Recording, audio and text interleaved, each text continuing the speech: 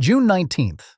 Write it down. Set an alarm. Seriously, don't sleep on this date because your bank is quietly hoping you will. There's this massive shift happening right now called NACHA Phase 2. And I mean massive, like a total rewrite of the rules around every dollar moving through your account. For years, banks have had this dirty little trick. If a scammer conned you into sending money, they'd just shrug and call it authorized. Your fault, your problem. Bye. That loophole? Dead on June 19th. But here's the thing. They're not telling anybody. If you don't know what I'm about to break down, you're basically leaving your front door unlocked. So let's get into it. Okay, real quick. You know those updates to our terms and conditions emails you immediately trash? Yeah.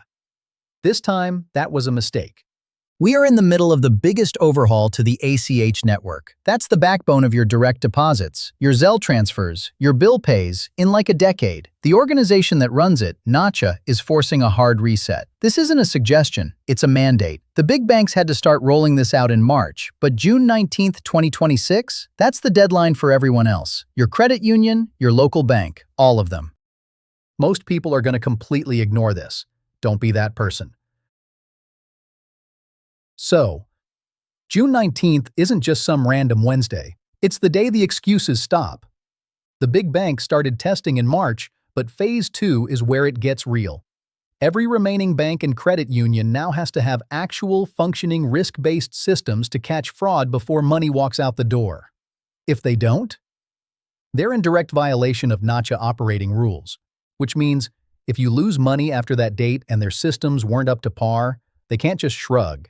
They missed a mandatory deadline. That's on them. This one might be the most important thing in this entire video. I'm not exaggerating. For years, the bank's biggest defense wasn't the law. It was a loophole. You got tricked by a scammer? Doesn't matter. You pushed the button. You authorized it. Money's gone, not our problem. That excuse is officially dying. The new rules now formally recognize something called false pretenses fraud, where someone misrepresented who they were to get you to send money. Fake IRS agent, fake boss, fake bank rep.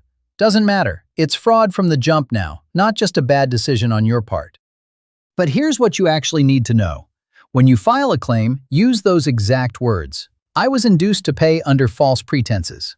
That phrase triggers a completely different process. Don't just say you got scammed. Be specific. You know how your bank always says, once the money leaves, it's out of our hands. That's been their go-to for years. Well, the bank on the receiving end?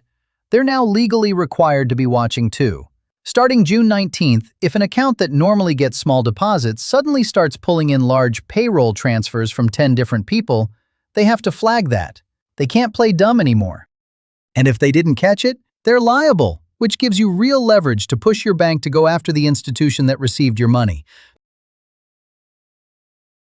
Hold on, before you think this is just something that happens to other people, when's the last time your bank actually stopped a transfer to ask if you were sure about it? Like, really stopped it? If you're drawing a blank, you've got exposure right now, and we're only 3 secrets in. The next one is about a specific code that could be your best weapon if you ever need to fight for your money back. Banks have their own internal language, return codes, and you need to know one of them, R17. It used to be a generic return tag, kind of meaningless, but now, under the June 19th update, a bank can attach the word questionable to it, which is basically an internal red flag saying, this transfer looks like a scam.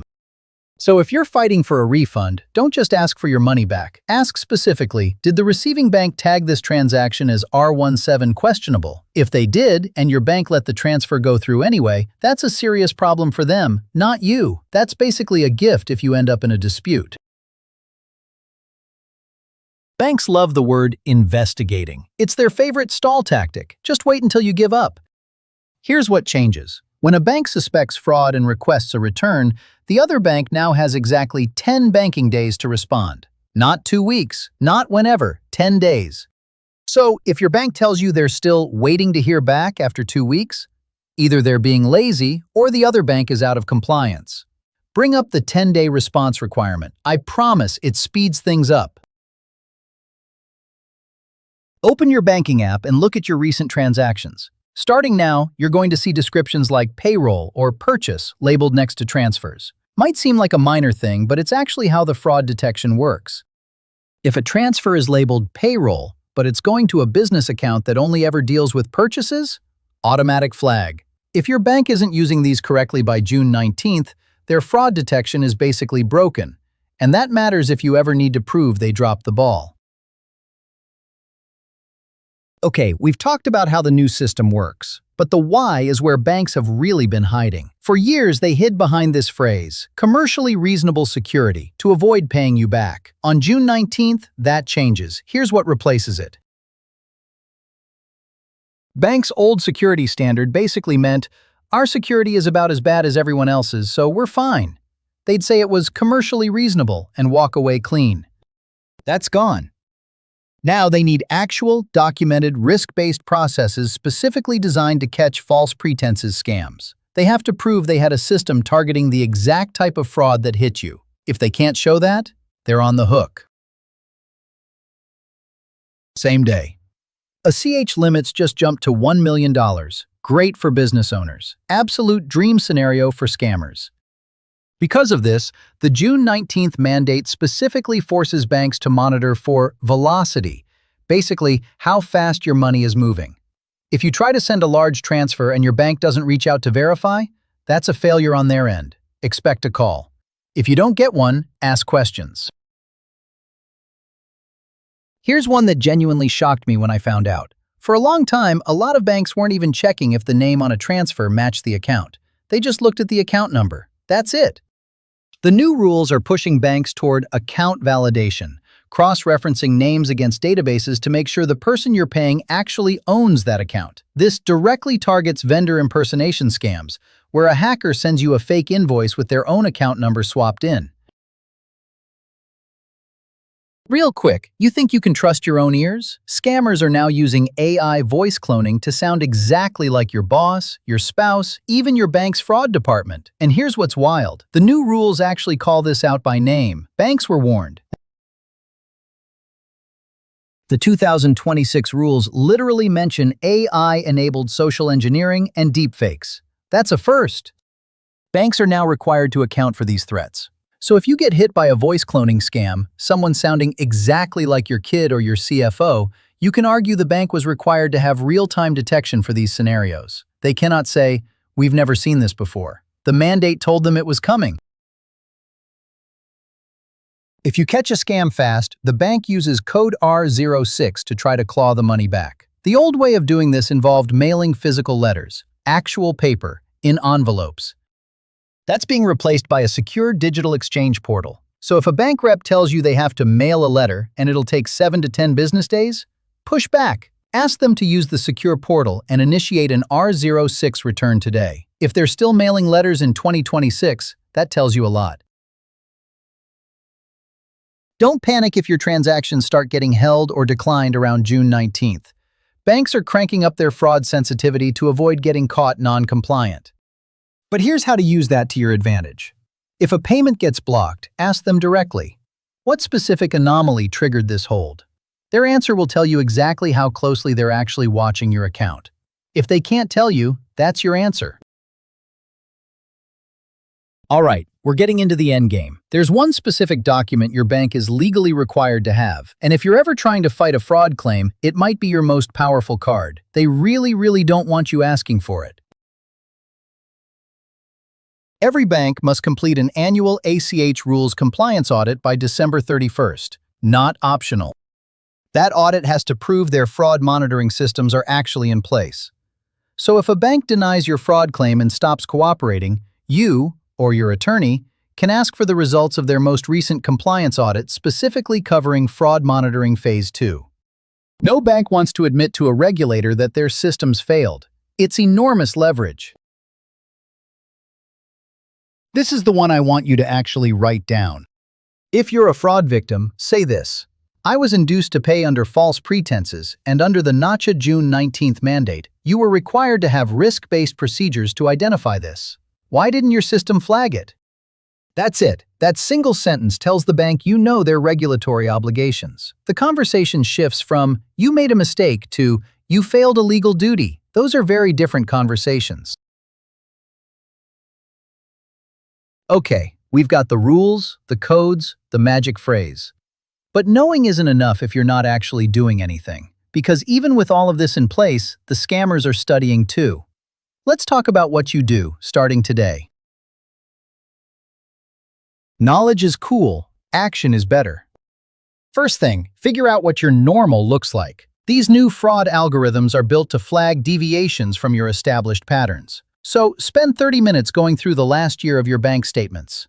What does your financial fingerprint look like? Paycheck every 2 weeks? Mortgage on the first? If you're ever in a dispute, being able to articulate your own pattern is powerful. You can say to a manager, "Look at my 5-year history. I get 1 payroll deposit per month. This large transfer to an unknown account was an obvious anomaly. Your system should have caught it." You're doing their job for them and pointing out that their system failed. Also, watch for micro-entries. Little random deposits of like 47 cents or $1.12 you didn't initiate. That's a scammer testing whether your account number is live before they try to drain it. Under the new rules, banks have to be way more careful about these. If you see one, call immediately. June 19th is coming fast, and if you're sitting around waiting for your bank to send you a nice "here's how to protect yourself" guide, don't hold your breath. They're staying quiet about this for a reason. Every one of these rules shifts liability onto them. You have to be the one to bring it up. The biggest takeaway here is this: banks can no longer just be pipes for money. They're now required to be active participants in stopping fraud, not just processing whatever you tell them to process.